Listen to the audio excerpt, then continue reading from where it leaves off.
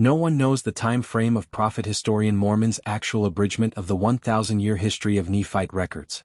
However, it can only be surmised that Mormon had a tremendous catalog of information from which to create the record that Joseph Smith translated and a significant amount of time. Mormon admits the selection process was divinely inspired. One might ask what became of the original repository and when will it be found? Truth seekers, archaeologists, scholars, and skeptics alike await that moment. And in that moment the principle of faith will be eternally altered in regard to the Book of Mormon and the faith journey it inspires.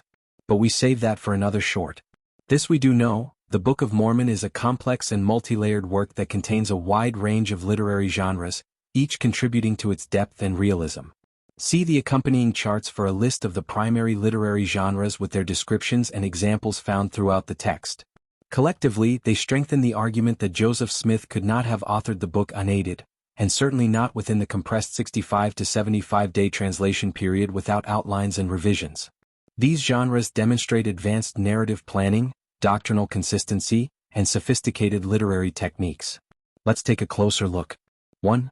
Genre layering requires advanced literary planning. Seamless shifts between genres, such as a war narrative interrupted by a sermon or embedded autobiography, show a level of narrative control typically requiring drafting, outlining, and revision, which Joseph did not do. 2. Genre-specific literary conventions are consistently applied. Each genre adheres to recognizable structural conventions. For example, epistles contain salutations, sermons follow prophetic judgment formats, suggesting genre awareness beyond Smith's formal education level. 3. Doctrinal consistency across genres.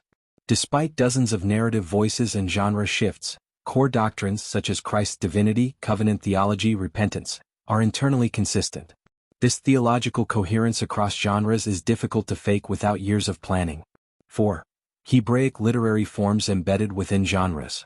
Chiasmus, parallelism, and prophetic lamentation styles consistent with ancient Semitic writing appear within genres, especially poetry and sermons, generally unnoticed until modern studies identified them. 5. Multiple independent narrative voices.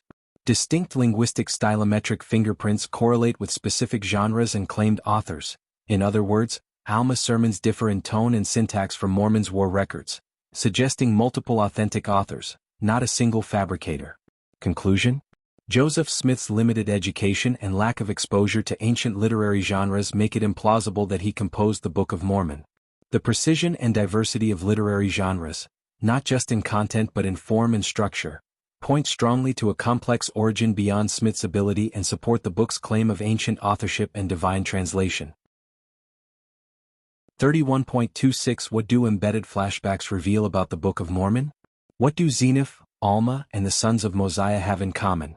Their stories unfold in intricately woven flashbacks. Could such complexity come from an unschooled farmer, or does it point to divine authorship?